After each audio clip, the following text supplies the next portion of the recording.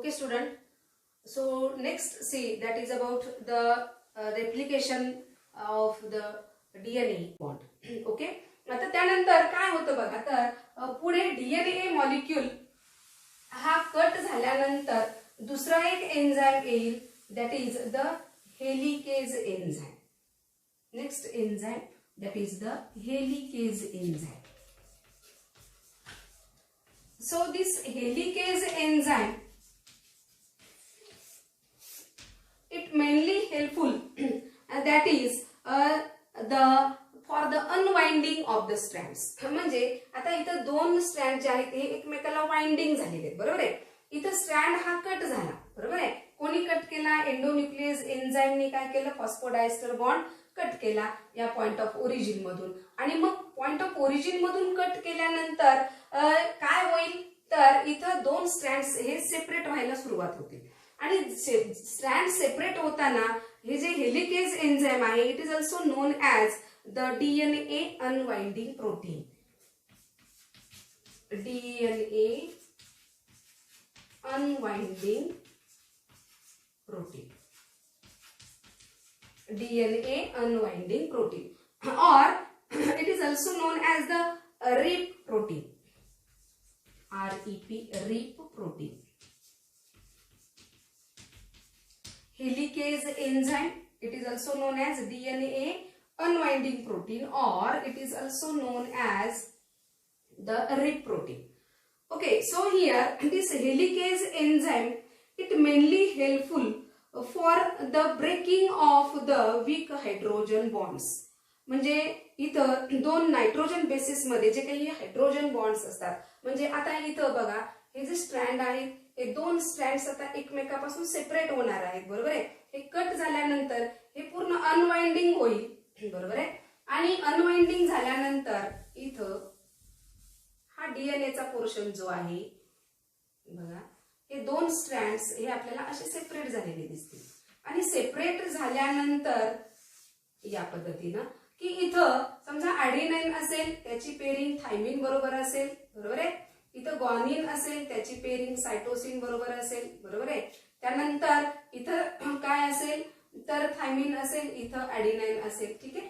मग हे माझे हायड्रोजन बॉन्ड्स जे आहेत, this hydrogen bonds this are break, that is breaking of the hydrogen bonds, that is by the helicase enzyme. It useful for breaking of hydrogen bonds.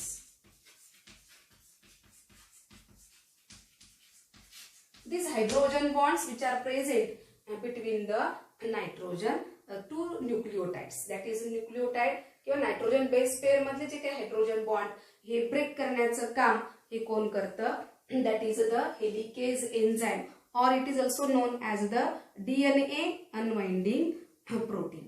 So here these two strands it gets separate and it produces the structure like that of the fork. म्हणजे इथं आपल्याला हे असं replication fork तयार झालेला दिसेल. That is there is the formation of replication fork. So here the two strands which gets separate from each other. दोन strands हे एकमेकापासून सेपरेट झालेले दिसतील. So here the protein it is the helpful for the breaking off the hydrogen bond, that is the helicase enzyme. आता जेव्हा इथं बघा हे दोन स्ट्रँड जेव्हा सेपरेट होतील इथून, ठीक आहे. आता याच्या खाली पुन्हा इथं पण फोल्डिंग असणार आहे, ठीक आहे. म्हणजे इथं जेव्हा दोन स्ट्रँड सेपरेट होतील, the pressure it mainly exert on this strand and this strand also. आणि मग इथं जनरली बघितलं आपण तर इथं कॉइलिंग आहे, इथं कॉइलिंग आहे. त्यामुळे हे जरी बाजूला झाले दोन स्ट्रँड तरी सुद्धा ते स्ट्रँड पुन्हा कॉइलिंग होऊ शकतात, बरोबर आहे. म्हणजे फॉर एक्झाम्पल दोन पिळे असलेली दोरी आपण मधूनच जर सेपरेट केली तर काय होतं, तर ती बाजूला होईल की जोपर्यंत आपण पकडू, आपण सोडून दिली तर ती पुन्हा त्याचे पिळे तयार होतील, बरोबर आहे. तसं इथं या डीएनए मध्ये जे वाइंडिंग तयार झालेलं असतं, हे वाइंडिंग झालेला पोर्शन जो आहे डीएनएचा हा जर समजा सोडून दिला आपण तर तो पुन्हा अनवाइंडिंग झालेला पोर्शन हा पुन्हा वाइंड अप होऊ शकतो, ठीक आहे.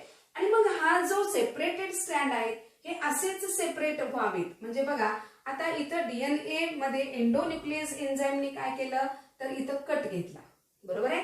कट घेतला केल्यानंतर इथं फॉस्फोडायस्टर बॉन्ड कट केल्यामुळे जे काही वाइंडिंग जे आहे ते वाइंडिंग बाजूला होईल आणि दोन स्ट्रँड सरळ येतील. दोन स्ट्रँड सरळ आले की त्याचा हायड्रोजन बॉन्ड ब्रेक करण्याचं काम हेलिकेज एन्झाईम करेल. म्हणजे इथं हेलिकेज एन्झाईम असेल. ठीक आहे. हा हेलिकेज एन्झाईम काय करतो, दोन स्ट्रँड जे आहेत यातला हायड्रोजन बॉन्ड ब्रेक करेल.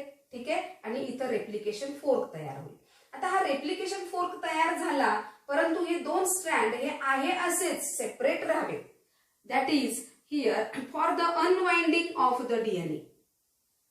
For the unwinding of the DNA here the one enzyme is get attached that is known as the SSBP protein. म्हणजे इथं पुन्हा एक एन्झाईम ऍड होईल that is the SSBP protein. Single strand binding protein. SSBP protein. Single strand binding protein की जो काय करतो, तर आता एक लक्षात घ्या की इथं दोऱ्याची जी एक मी आता सांगितलं तुम्हाला दोऱ्याची पीळ आहे. ठीक आहे. आता ही दोऱ्याची पीळ जर आपण बाजूला काढली तर काय होते, तर जोपर्यंत पकडू तोपर्यंत बाजूला राहील, सोडल्यानंतर पुन्हा ती पीळ एकत्र येईल. आलं लक्षात. तसं डीएनए मध्ये सुद्धा तसंच आहे. मग जर आपण त्या दोऱ्याची एक बाजू जर आपण कट केली, समजा या इथं डीएनएचा एक स्ट्रँड छोटासा आपण कट केला, तर काय होऊ शकतं, तर जे काही वाइंडिंग झालेलं जे काही स्ट्रँड आहे तो काय होईल, तर अनवाइंड होईल, लूज होईल. बरोबर आहे. So here the topoisomerase enzyme it mainly useful that is to cut and rejoin the enzyme. म्हणजे for example see that is here is the DNA strand. बघा हे या पद्धतीनं हा डीएनए मॉलिक्यूल आहे. ठीक आहे. हे पूर्णपणे कॉइलिंग आहे, तर मधूनच आपण इथून आता रेप्लिकेशन सुरू झालेलं आहे. ठीक आहे. इथून रेप्लिकेशन सुरू झालेलं आहे, इथून रेप्लिकेशन स्टार्ट झालं. तर हे दोन स्ट्रँड जे आहेत याच्यामुळे काय होईल, तर हा इथं पिळा असेल, इथं पिळा असेल. बरोबर आहे. जर आपण हे कट केलं तर काय होईल, तर इकडे जे काही प्रेशर एक्झर्ट होईल, इकडे जे काही प्रेशर एक्झर्ट होईल ते प्रेशर एक्झर्ट होणार नाही आणि ते दोन स्ट्रँड काय होतील, तर एकमेकापासून बाजूला सेपरेट राहायला मदत होईल. ठीक आहे. So here the enzyme it is use to cut. म्हणजे हा जो पोर्शन आहे तो काय केला जाईल, कट केला जाईल. And it is cut by the enzyme that is the topoisomerase nickage enzyme.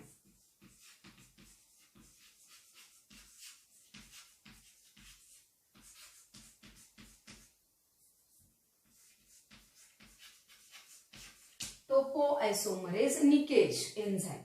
This enzyme is useful to cut and rejoin. Cut and rejoin. म्हणजे बघा पुन्हा एकदा लक्षात घ्या की समजा दोरीचा पीळ आहे, तो पीळ आपण बाजूला केला, बाजूला होईल, सोडला तर पुन्हा पीळ पडेल त्याला. ठीक आहे.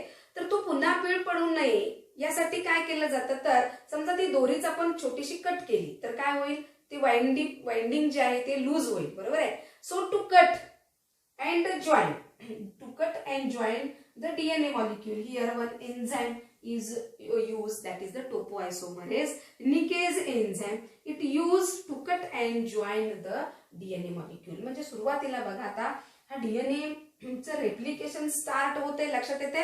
तर पहिली स्टेप आहे एंडोन्यूक्लियस एन्झाईम. हे काय करेल, तर फॉस्फोडायस्टर बॉन्ड कट करेल. ठीक आहे. आणि फॉस्फोडायस्टर बॉन्ड कट केल्यानंतर दुसरा enzyme helicase enzyme it is unwinding protein म्हणतो किंवा त्याला रेप प्रोटीन म्हणतो. ते काय करेल, तर हे जे काही डीएनए मॉलिक्यूलचं जे काही वाइंडिंग झालेलं आहे ते अनवाइंडिंग करण्याचं काम हे हेलिकेज एन्झाईम करेल. आणि अनवाइंडिंग झाल्यानंतर त्यातले हायड्रोजन बॉन्ड ब्रेक करण्याचं काम कोण करेल, हेलिकेज एन्झाईम. आता हे हायड्रोजन बॉन्ड ब्रेक झाले, बरोबर आहे, दोन स्ट्रँड सेपरेट झाले, परंतु हे सेपरेट जरी झाले असले तरी इकडे प्रेशर एक्झर्ट होईल, इकडे प्रेशर एक्झर्ट होईल.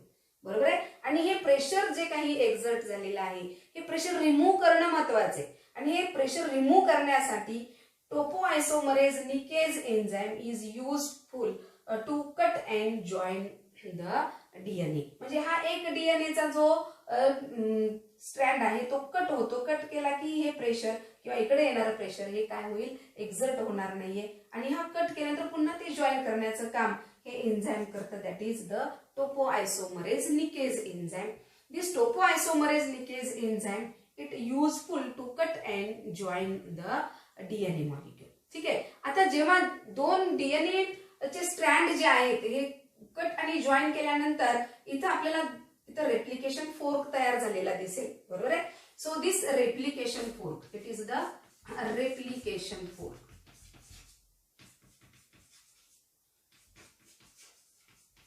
And when the replication fork is produced, there is one enzyme it is attached, that is the SSBP, that is it is known as a helix destabilizing protein.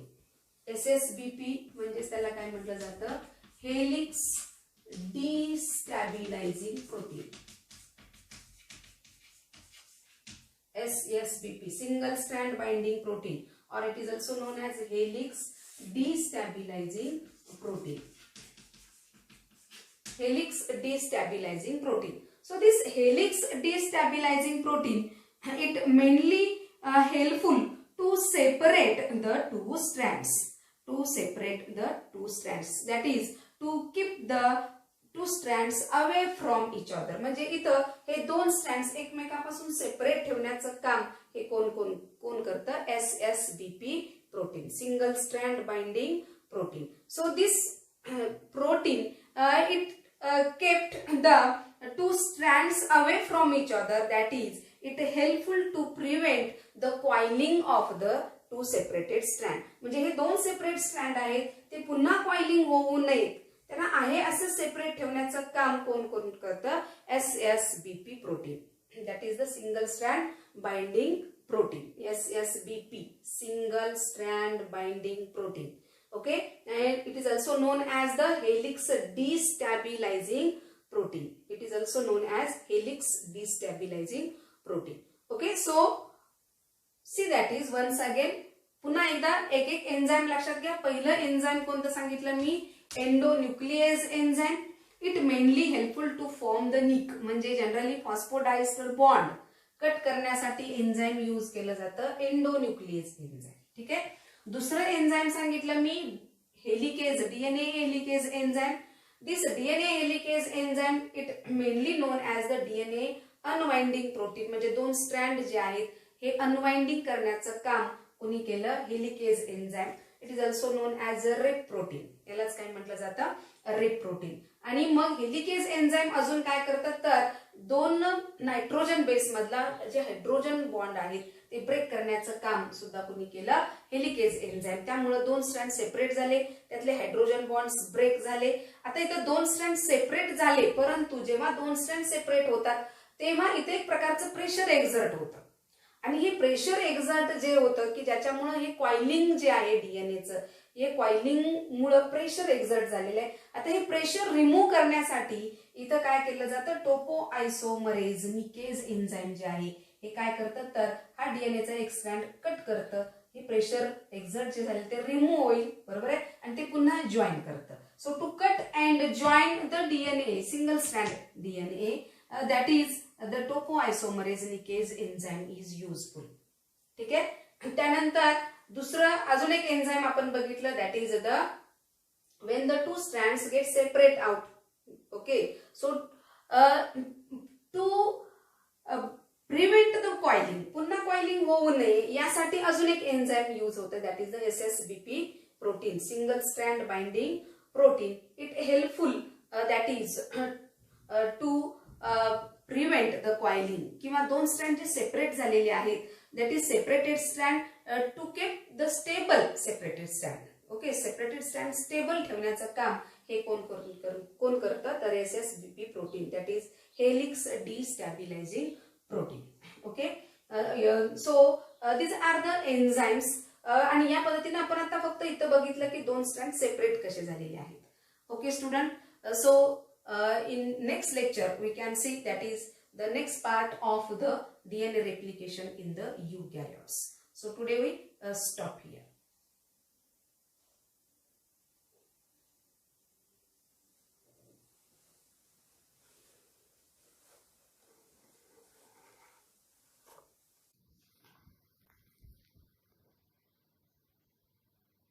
DNA is a molecule made up of two strands. twisted around each other in a double helix shape. Each strand is made up of a sequence of 4 chemical bases, represented by the letters A, C, G, and T. The 2 strands are complementary. This means that wherever there's a T in one strand, there will be an A in the opposite strand, and wherever there's a C, there will be a G in the other strand. Each strand has a 5' end and a 3' end. The 2 strands run in opposite directions. This determines how each strand of DNA is replicated. The first step in DNA replication is to separate the 2 strands. This unzipping is done by an enzyme called helicase and results in the formation of a replication fork. The separated strands each provide a template for creating a new strand of DNA. An enzyme called primase starts the process. This enzyme makes a small piece of RNA called a primer. This marks the starting point for the construction of the new strand of DNA. An enzyme called DNA polymerase binds to the primer and will make the new strand of DNA. DNA polymerase can only add DNA bases in one direction, from the 5' end to the 3' end. One of the new strands of DNA, the leading strand, is made continuously, the DNA polymerase adding bases 1 by 1 in the 5' to 3' direction. The other strand, the lagging strand, cannot be made in this continuous way because it runs in the opposite direction. The DNA polymerase can therefore only make this strand in a series of small chunks called Okazaki fragments.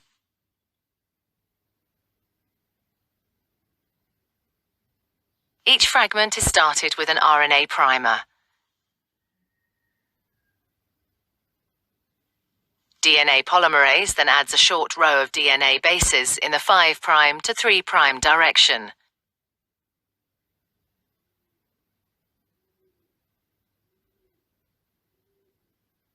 The next primer is then added further down the lagging strand.